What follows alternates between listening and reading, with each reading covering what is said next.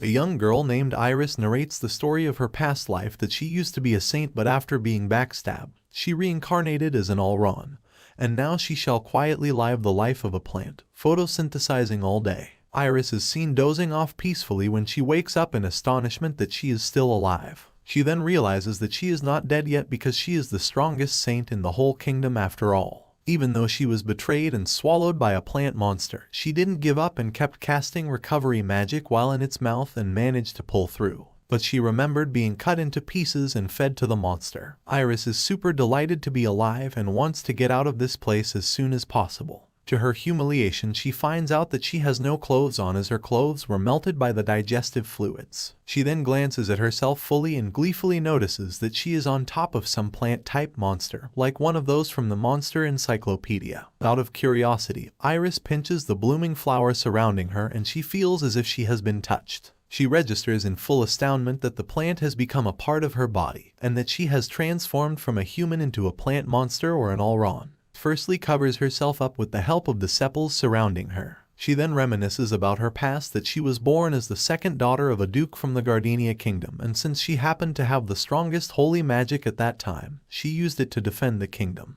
At that time she was only 17. Once together with a hero, who happened to be the second prince of the kingdom, her childhood friend and her fiancé, she set out on a journey to defeat the demon lord along with few other friends. But just they were about to approach the demon lord, she was suddenly betrayed in the middle of the journey. One of her juniors, an apprentice saint, attacked her from behind completely unexpectedly. The only other person on the scene was the hero, her fiancé. It dawned on Iris that not only her apprentice deceived her, but her fiancé was also cheating on her. A wave of self-pity prevails on Iris when she hears those spiteful words coming out from her apprentice's mouth, that what a befitting end for the person who was trying to deceive the kingdom and the hero. And from that point onwards she would take care of Iris's hero and fiancé. At that critical moment, her desire to stay alive brought back a dormant memory, when Iris used to be a high school girl named Komurasaki Iame, before she is reincarnated into that world as a saint. But that memory was just a camouflaged one, no additional gifts from God, no overpowering skills,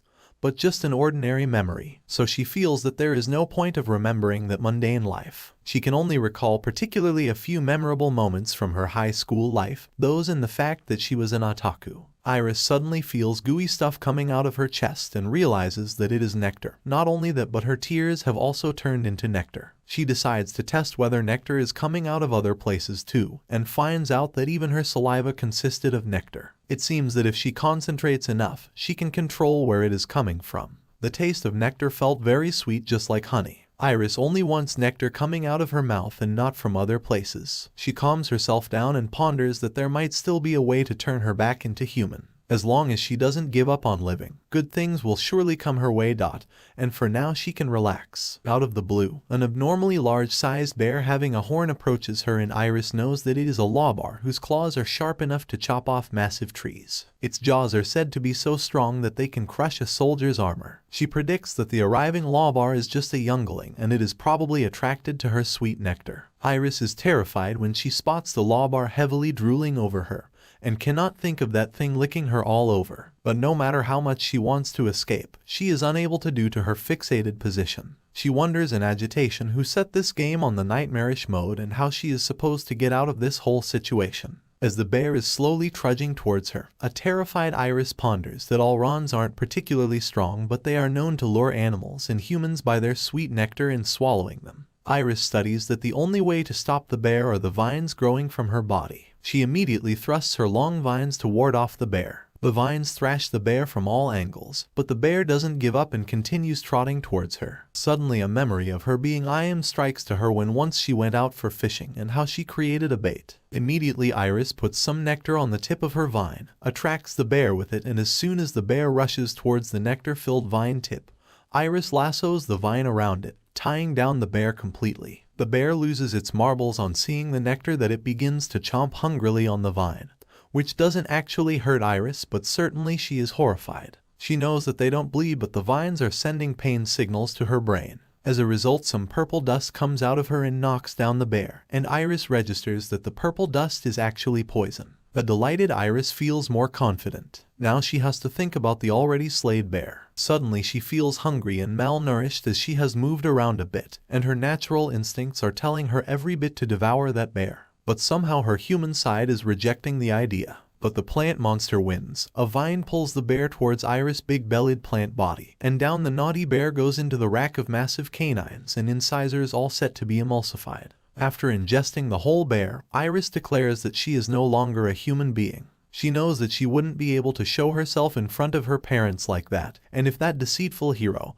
and the treacherous apprentice saw her like that, she would become an instant laughingstock. Poor Iris wants to take revenge but is helpless to do anything beyond that. She thought she could finish her saint's training, defeat the demon lord and live a free life. She even thought she could be a proud wife to the prince. They could have had a kid together, either an heir to the throne or a saint like her. That way she would have continued her family bloodline as expected of her. In the end they all could have led a peaceful life. Currently Iris cannot say that she is unable to grasp her current situation.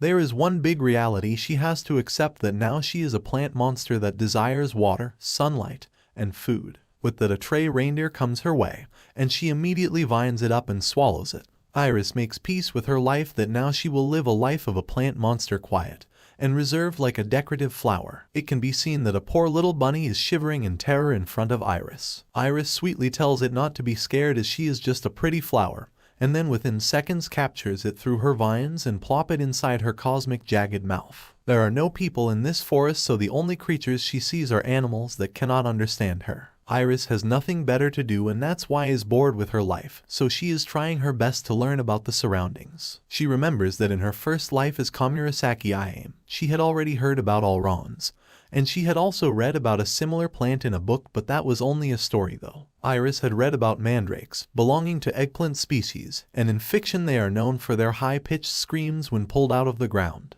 They can also be useful ingredients in potion making. She guesses that Alraunes are kind of relatives to mandrakes. She wonders whether that makes her a relative to eggplants. But then she corrects herself that the eggplant family is hermaphroditic while she doesn't have any stamens. Her stamens might have degraded, making her just a female flower to her great relief. Her reproductive organ is in its place where it was when she was a human. She imagines being pollinated and producing fruits like melons or cucumbers. She reminisces about her first life when she was Komurasaki, and plants to her were a familiar topic. Since she was an avid fan of manga, anime, and games, she was always reading books at school. Many of those were encyclopedias, and of those her favorites ones were about plants. She remembers that they may have been just random encyclopedias that she read to kill time, but thanks to them she fell in love with plants. Still lost in her thoughts, Iris catches the wave of a familiar buzzing sound, and immediately recognizes that a bee is heading towards her. She remembers that some bees are called Zornbien, who look like a larger version of normal honeybees. Iris despises bugs because it really hurts when they sting. Though now she is not a human anymore, stings probably shouldn't concern her anymore. In fact, as a flower, she will have to come to terms with bees, as it is completely natural for them to come looking for her nectar. Speaking of which, honeybees are well known for being pollinators. As workers bees fly around, collecting nectar and pollen from flowers, some of that pollen remains on their bodies. It is then carried to the next flower, where it finds its way to the pistil. That is pollination, and this is what farmers need for their plants to produce all those tasty fruits. In short, as bees move from flower to flower, they forcefully pollinate the flowers. While Iris is mesmerized by a silky thought with a dreamy smile, when suddenly it dawns on her that she is about to be pollinated.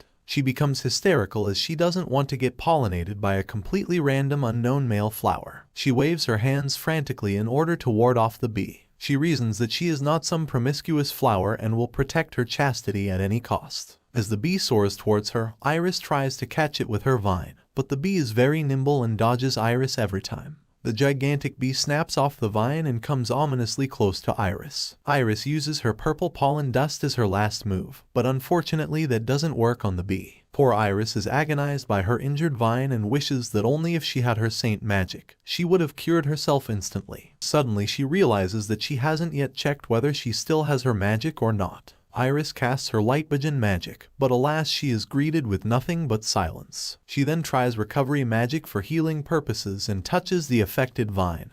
To her astonishment, the vine begins to grow in reaction to her magical spell. She wonders what happened because she has light magic. They may not be recovering but are certainly growing. This is because light helps plants flourish. She ponders triumphantly that now she can win. In no time, by using her skills, she manages to thwart and thrash the Rajesh bee, catching completely off guard. The bee begins to wobble in dizziness. Using the opportunity, Iris lassos the insect using her vines and plops it into her enormous digestive cave. Temporarily, Iris thought she is out of trouble, but then to her horror, a swarm of angry bees rushed towards her, and now poor Iris has no choice but to give up, declaring wobbly that she cannot stand up to that many attackers. It is then she hears pesky infantile sounds pestering her, frantically asking her about their daddy.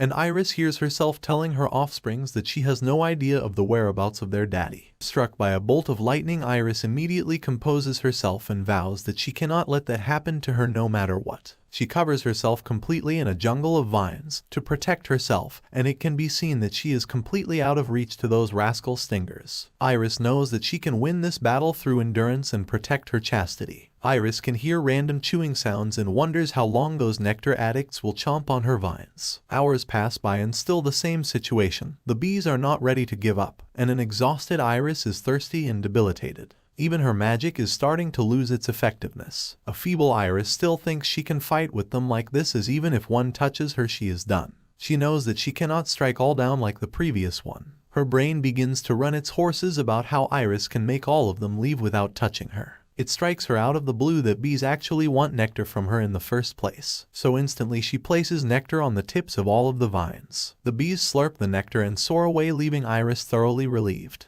After the great toil, a sleepy, thirsty, and exhausted Iris longs for some rain dot and dozes off peacefully, canopying her petals for the night. Early in the morning, when she opens her petals, she is not expecting a large army of Zornbienen ready to welcome her. A drained Iris is not ready for this tedious toil again, and wearily accepts the fact that eventually she will get pollinated one day. She addresses the bees that she has already run out of nectar, as her worn-out petals depict. She makes a desperate plea to them that she is completely spent out and they must search for some other flower for their needs. To her great surprise and relief, the bees understood her pleas and returned to the forest. After a while, she hears the same buzzing sound heading towards her, and she ponders in frenzy that the bees are here already even when she hasn't fully recovered yet. But unexpectedly, a freshly slayed pig is dropped in front of her by the bees, and Iris pups in gratitude whether they have brought the kill as a gift. Instantly it dawns on her that the bees have chosen not to treat her as their enemy and wring her dry, but to treat her as their friend and have her give them nectar. A few of them are encircling Iris as if protecting her like royal guards safeguarding their princess. She croons in delight that they are the first friends she has made as an Arlaune, even if they are just bees. Her next goal is to create a paradise, and that day was the first step towards it. She will surround herself with animals that love her and live the peaceful life of the plant with no enemies and no conflicts. A group of 20 Barbaraffen, also known as monkey-type monsters, stood no chance against an army of 100 Zornbienen. Iris is elated by this overwhelming victory. The bees had suffered from some casualties as well, but then Iris has a solution for that as well. She immediately chomps down those fallen soldiers, and to her relief, the bees don't mind that at all, as they really care about the nectar. Iris narrates that this all started when she defeated a stray Barbaraff, and because of that a whole bunch of them came that day looking to settle the score. That's when she signaled for help by stretching one of her tentacles towards the sky. Immediately countless bees came flying towards her out of nowhere. In exchange for nectar, they feed and protect Iris like a celebrity. A thought occurs in Iris's flower brain that aren't all worker bees female, and by chance did she join some sort of Yuri circle. Still in a corner of her heart, Iris secretly wishes that those animals stop disrupting her peace so much. She glances at a fallen Barbaraffen and concludes that these monkeys seem intelligent because for some reason they are carrying weapons, and that can become too savage for her liking. Again, her thought process is interrupted by a pecking sound, and she checks out the source. Iris is fully amazed to see a bird completely white as if dipped in paint. She decides to fill her taste buds with its flesh, but the avian beauty dodges and flies away. The bees depart carrying monkey carcasses to enjoy one big family dinner, leaving Iris to munch in solace. That night Iris is unable to sleep as she suddenly feels hot. She looks up in the sky and finds something bright and shapeless soaring through the air. It seems like an airplane caught fire. Iris yawns and hides herself in her safe petal enclosure, completely unaware that a disaster is waiting for her the next morning. Everything is completely dry and blazing with heat, as if summer has arrived unexpectedly. Iris tries sending her roots deeper into the ground in sheer frenzy as she desperately craves for water, but couldn't gather more than a few droplets of water. To add salt to her wounds, there is not a single cloud or sign of precipitation. For the last resort, she tries gathering herbs around her as they hadn't withered yet, which means that they still have water in them.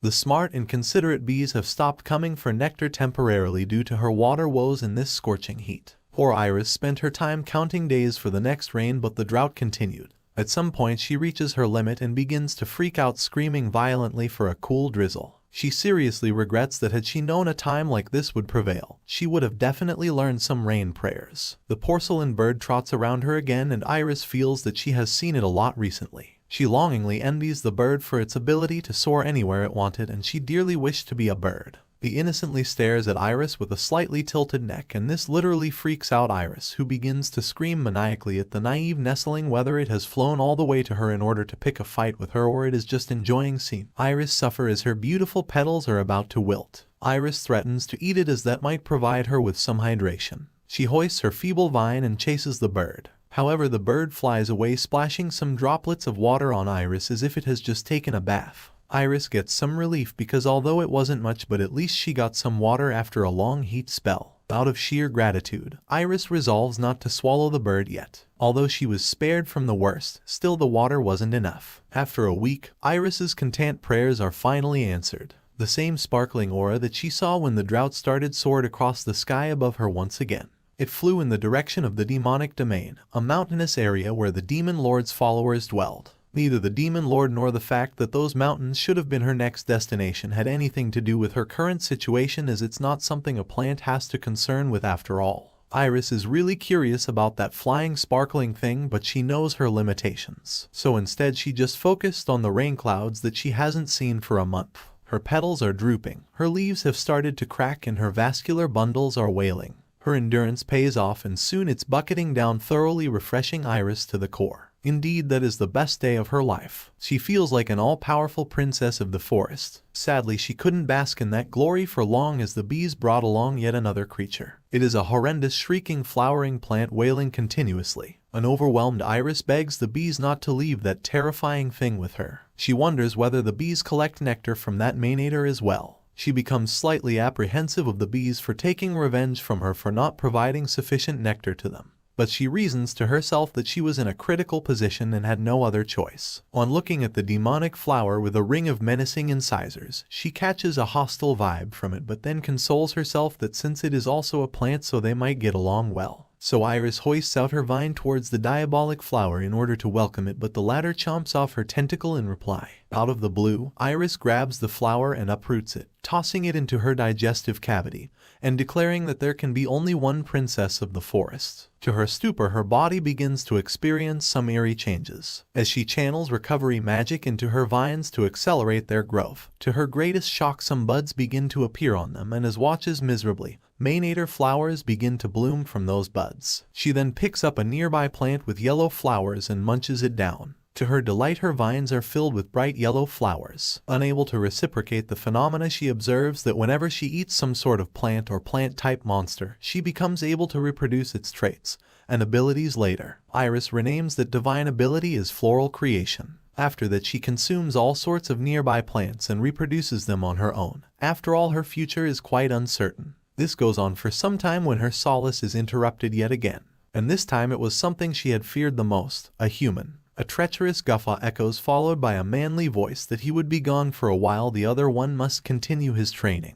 It is then the other human, probably a child, cries for help. As the bees make an attack on the fresh, unique prey to serve as an offering to their beloved princess. Now Iris observes the 10-year-old boy intently and concludes that he is still breathing. Iris is not planning to eat a human, so she reaches out to him through her vines and lays him on her lap. She ponders that if she just neutralizes the bee's venom, he might be fit as a fiddle. Iris fumbles with ideas about an appropriate spell, and then decides to collect a mouthful of nectar and cast restoration magic on it. She then gradually pours that treated nectar into the boy's mouth. The boy opens his eyes to Iris's relief and wonders about his whereabouts. However, Iris is delighted as she is not expecting that the nectar can be treated as medicine. The child almost jumps with fright when he sees Iris, as he thinks he has seen a monster. The terrified young one asks a baffled Iris whether she is going to eat him. It is then for the very first time after a long time Iris opens her mouth and tries to stutter something. With great difficulty and a few coughs she manages to utter that she won't be eating him. She realizes in astonishment that she is still able to speak because it is really hard to do because her vocal capabilities are definitely quite worse than humans. The child is even more confused as he hasn't seen a monster speaking human language. Iris instructs him to call one San or older sister instead of monster. The little boy glances at Iris' luscious melons sticking out and turns away with a flushed face. A humiliated Iris remembers that Arlaune have seductive powers, or rather pheromones, which combined with the female traits would be able to entice any man.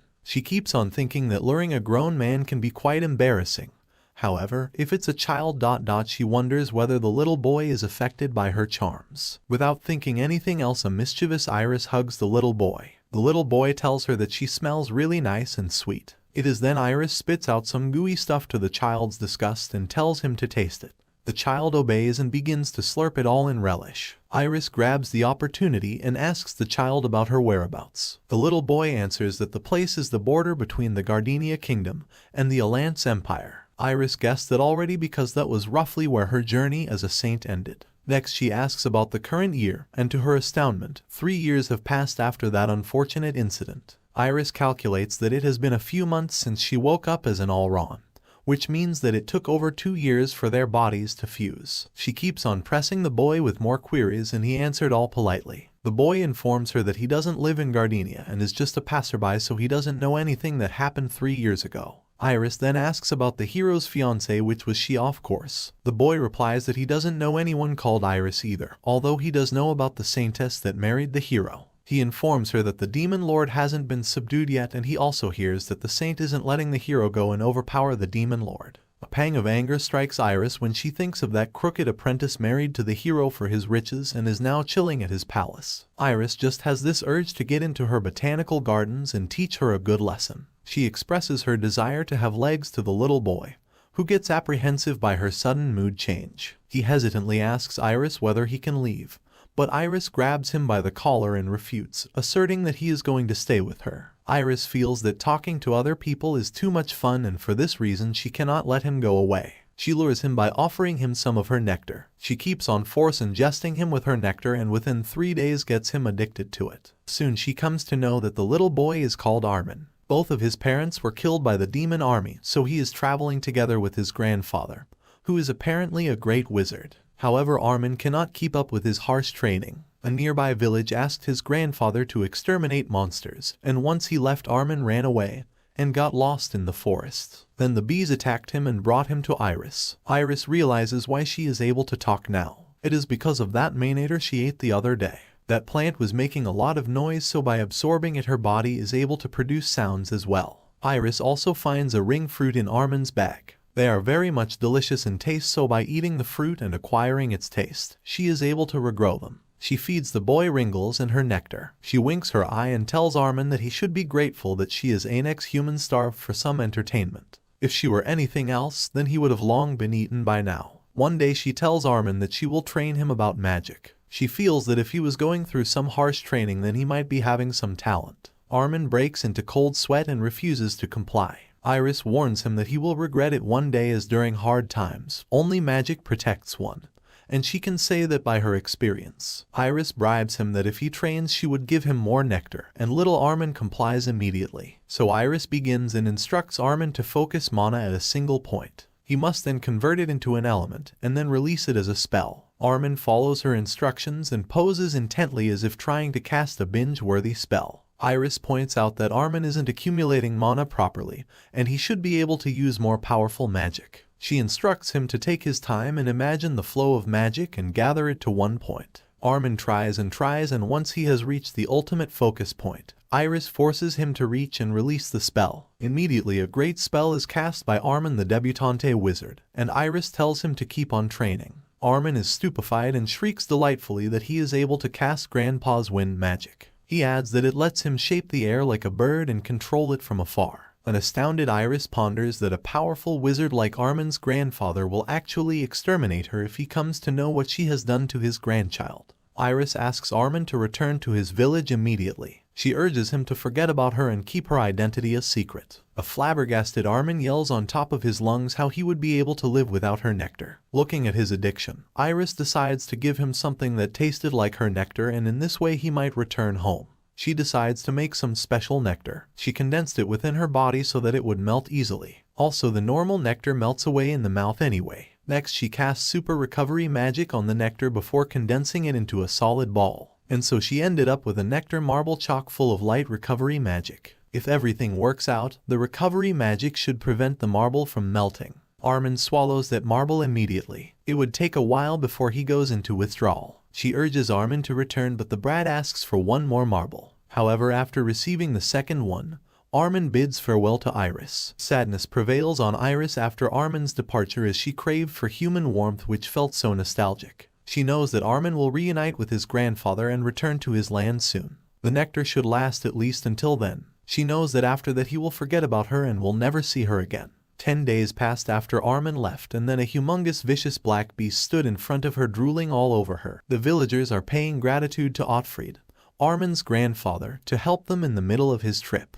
Otfried humbly tells them that it was his mistake since he didn't exterminate the monsters fully in the past. A villager asks a little girl named Ruff to bid farewell to Otfried. Otfried looks at Ruff pitiably, thinking that it's an unfortunate fate to lose both parents to a Barbaraf. Otfried guesses that Ruff is of Armin's age. Otfried warns Ruff that having interest in monsters is good, but she must be careful about the dangerous forest. Otfried tells her father that Ruff was asking him the other day about monsters that have the upper body of a girl and the lower body of a plant. Otfried assures the villager that either way he has placed barriers around the village so they don't have to meet such monsters, and the villagers should now be able to live in peace. Soon Otfried calls out to Armin as they will be heading to the mountains since there have been reports about a dragon. Armin complies readily and with visible excitement that stuns his grandfather because he has noticed that Armin has become much more motivated and proactive. He really wonders what actually happened when Armin went missing. Otfried recalls the villagers telling him that Barbarafen don't normally get close to human villages. They are intelligent enough to be able to steal and use adventurers' weapons. They are also very social and usually don't like their friends being killed. That's why they hardly ever venture outside their domains. Otfried has a feeling that something might have disturbed their ecosystem.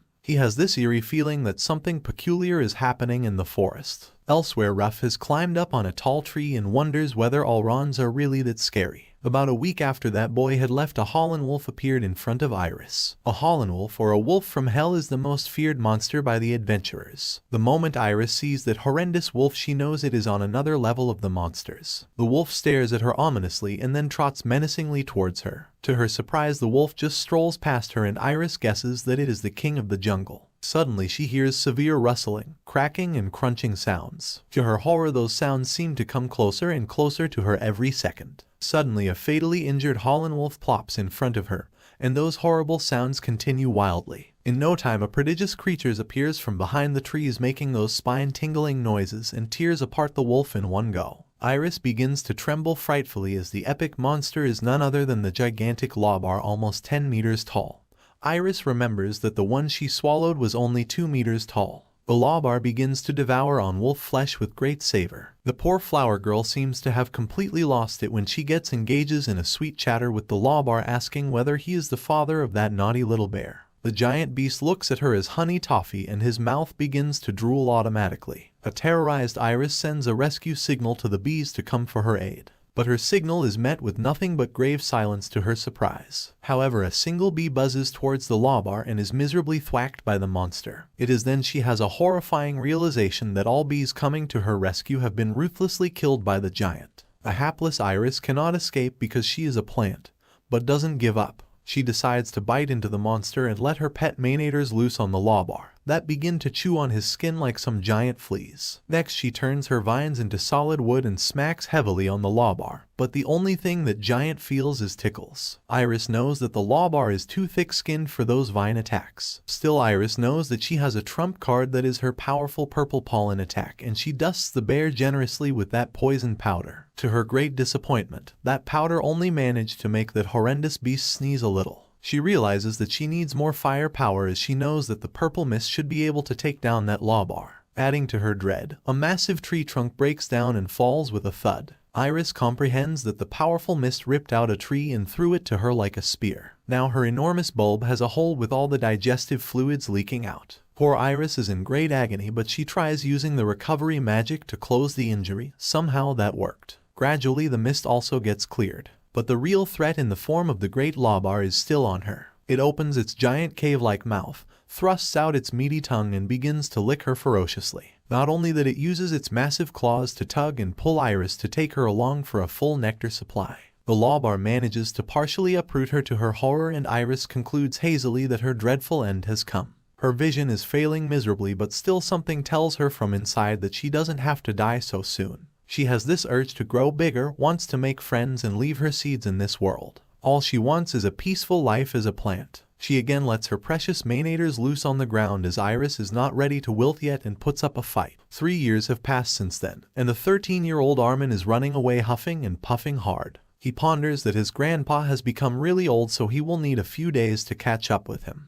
Armin decides to go to that mystical forest again to find that Arlaune he met earlier. The poor lad is drooling for more and more nectar marbles and vows to make Iris create more for him. He manages to create a list of events that occurred since the time he left for the gossip-crazy Iris. He mentions that they had a blizzard so strong that it might be one of a kind in the whole century. Some towns at the front lines of Gardenia's army have been captured by the Demon Lord's army. The lad goes on and goes with the juiciest gossip. He plans to reveal to her that since that day even he changed a lot, as his entire life was based on nectar. That nectar became his food, family, love, past, future, and everything. Thanks to that, even the harshest training felt sweet. Armin continues that when it seemed like the marbles were about to fully melt, he realized that he could also use light recovery magic. It is known that light magic is usually used by women when they receive a goddess's blessing, but Armin is an exception. To continue replenishing the nectar marbles, Armin started training his light magic, all for the sake of nectar. Because of that, even now some bits of marbles remain in his stomach. The eager boy craves for more nectar as he wants that divine sweetness to spread deep into his throat. It is narrated that later Armin becomes the only male to use light recovery magic and would go on to become a great sage within the entire continent,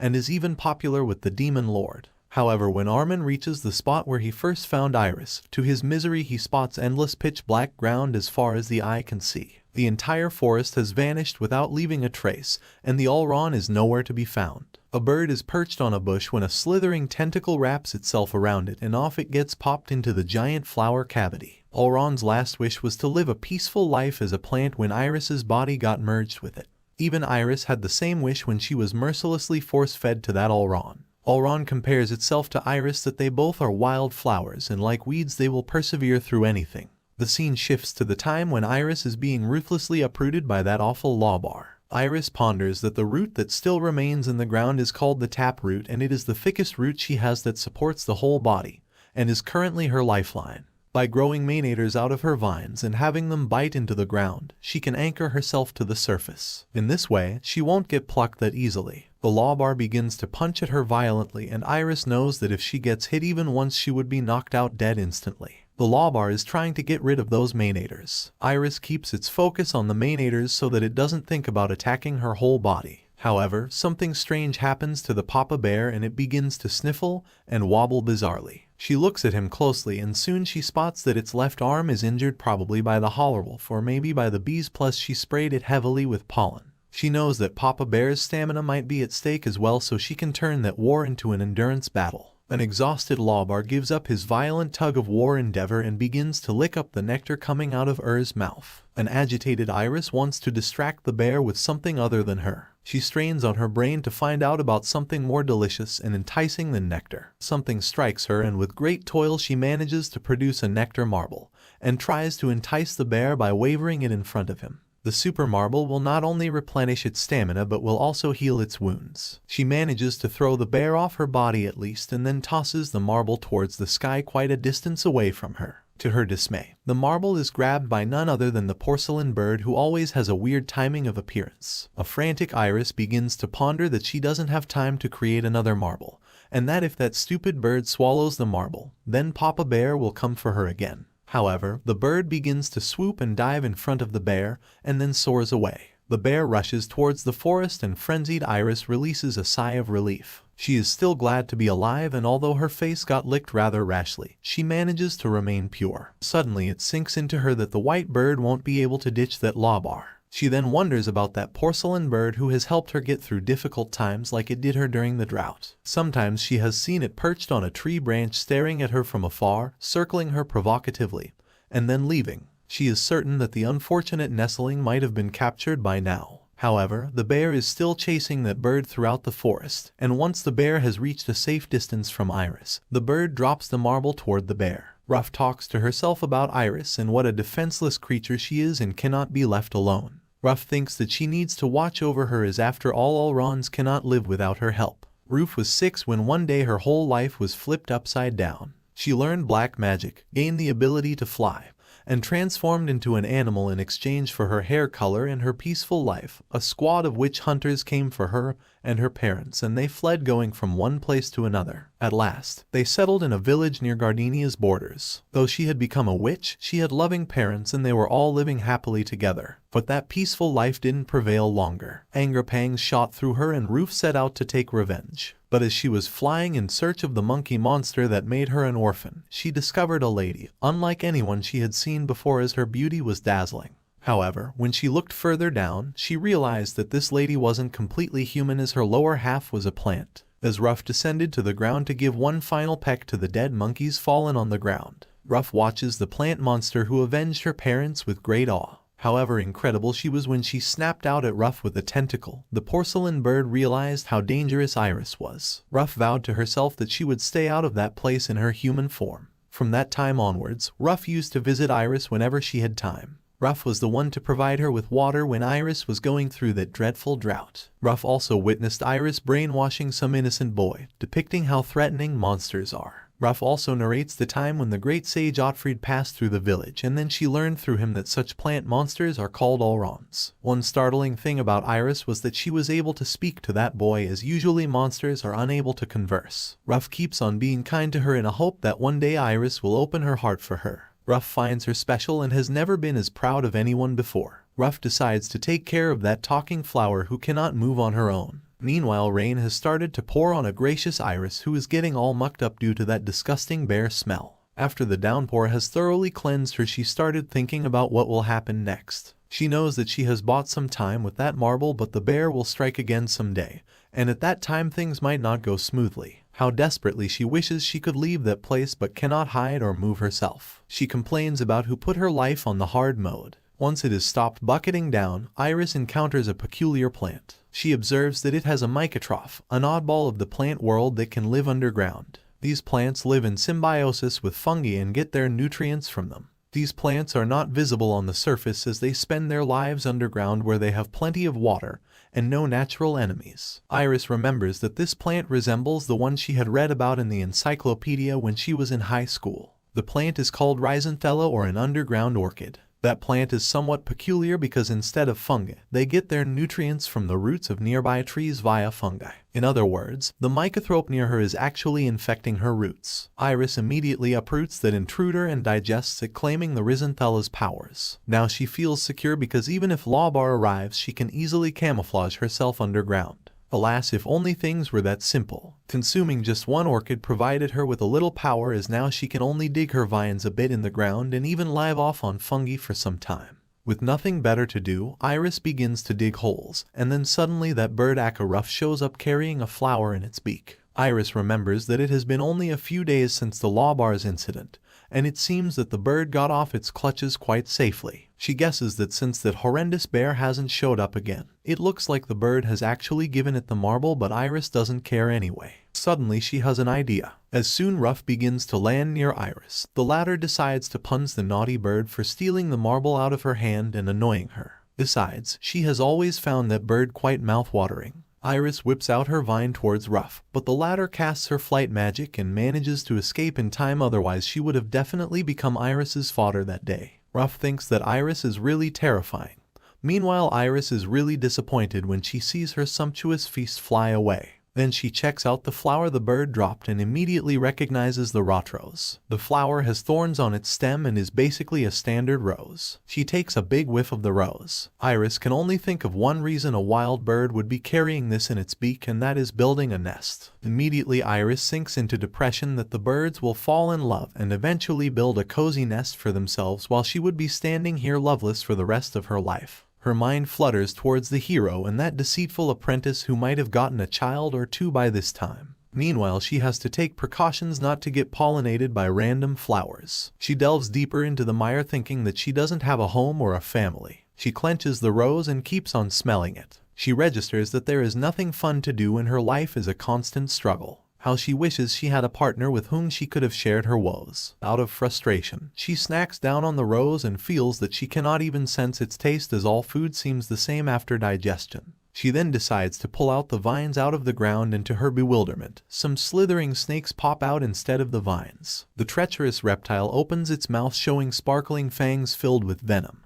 and a horrified Iris has to go through a challenge yet again. Immediately, Iris uses her floral creation spell and manages to eject thorny vines that twirl around that horrible snake. In no time, the reptile is lying lifeless in front of her. She ponders that the snake's skin was hard to grip and slippery, but the thorns worked well to hold it thankfully. Iris combined the thorns of the rotros brought by Ruff with her vines to create a new weapon. Her vines are now like brambles. But not too long ago, after she had defeated that slithering reptile, she encountered another hectic attack. A stampede of wild boar monsters was all set to get Iris, but with help of her brambles she managed to strike all in no time. An exhausted Iris had dealt with a lot of monsters lately, and now there are so many slayed monsters laying in front of her that she might not be able to devour all of them. Iris is really proud of her progress as now she can deal with any monster she wants. The reason why monsters might be appearing could be because one of the 4 monsters of the apocalypse is gone. With a strong monster gone, the weaker ones are running around, trying to take its position and changing the ecology. Iris as a mysterious plant has attracted a lot of attention because she defeated that humongous snake. By 4 monsters of the apocalypse, Iris means Hallenwolf, Lawbar, the big serpent, and some 4th one she hasn't encountered yet. Iris is triumphantly trying to imagine the situation where all the 4 monsters she has fought come all together. She has gotten quite powerful herself, but it would be an uphill battle, especially against Lawbar, the ruler of the forest, as its strength is too overwhelming. She is certain that the giant bear would be coming for her once it is done with the marble she gave him, as the taste is simply divine.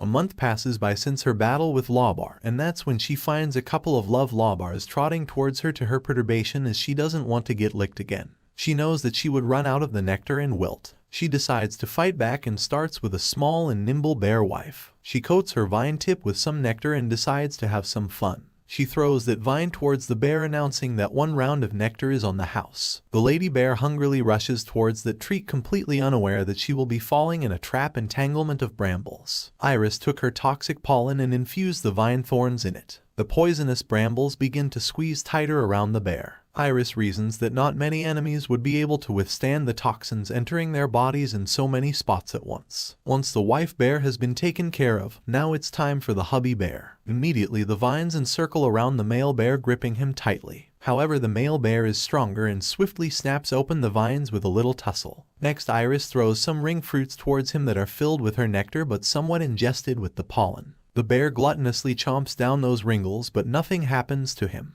The bear wildly rushes towards Iris, while Iris ponders that for the entire month she has been waiting for this battle. She prepares a nectar marble and thrusts it towards the bear by the help of a vine. This time the marble is not divinely sweet, but ingested with a deadly poison. For over a month Iris has been pumping more and more toxins into it, making it more concentrated as possible. The Lawbar chomps down that tiny pearl of poison, but spits it out as he definitely sensed something fishy about it. The bear begins to frantically lick Iris to her disgust, but then out of the blue, the Lawbar begins to wobble and then falls with a thud on the ground. The poison did its wondrous job. A victorious Iris announces that although she is an ordinary plant monster, she has somehow become the ruler of this forest. Iris is elated to hear the buzzing sound announcing the arrival of her beloved bees. She presents them with her famous nectar, and she is glad to find out that some of them have survived. She is relieved that the ultimate Yuri circle is back in business, and Iris has to promote their ranks and make sure they keep on guarding her. Unexpectedly, she catches the white bird soaring towards her, carrying yet another flower in its beak.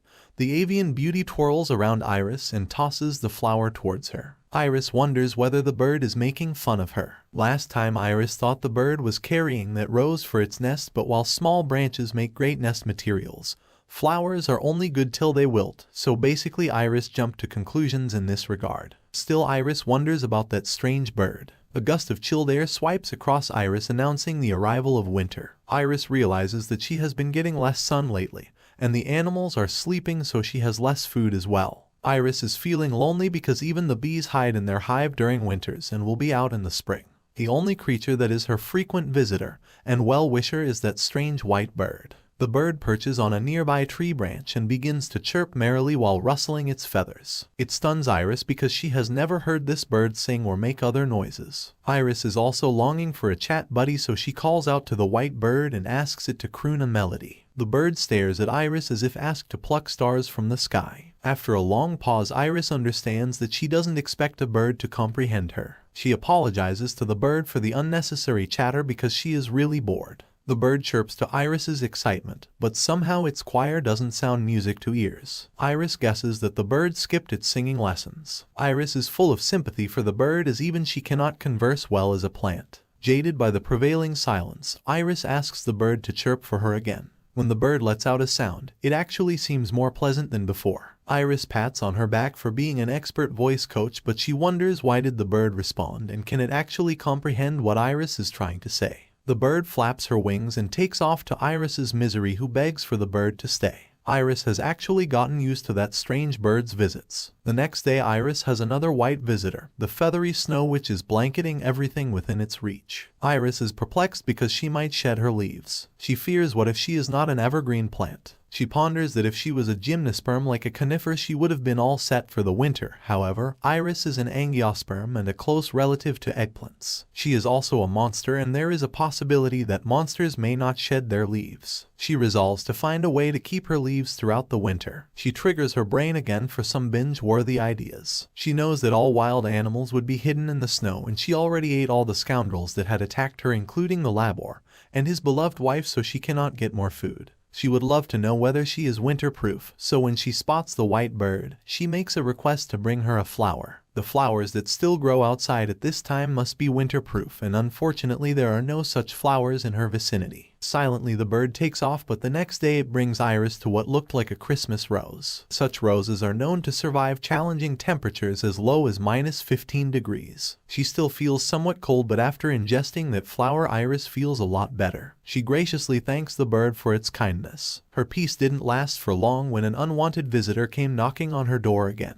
It can be seen that the whole area is carpeted by inches of snow, which looks nice when it melts and turns into water, but an unfortunate Iris is overwhelmed by flocks of ice flakes and doesn't know how to handle them. The snowfall that year is record-breaking, and Iris is terrified that if she is buried she would freeze to death. She won't be able to breathe or photosynthesize either. Resistance to cold won't matter either, as she will wither anyways. A slightly dazed Iris is too feeble to scoop out snow from her surroundings. Suddenly her mind gets blank and she has this urge to doze off. Meanwhile, dressed in layers, Ruff is carrying a spade and tries to scoop out Iris as she is unable to take her eyes off her. Ruff knows that coming here daily to shovel that white mess will be a hassle, but she remembers a strange plant that sprouted out of the snow. Ruff knows that if she fed that plant to Iris, the latter might become able to melt the snow herself. Ruff glances at the re-emerged Iris and vows that she will protect her no matter what. She feels that their circumstances are too similar, as she is a lone witch and Iris is a lone Arlaune.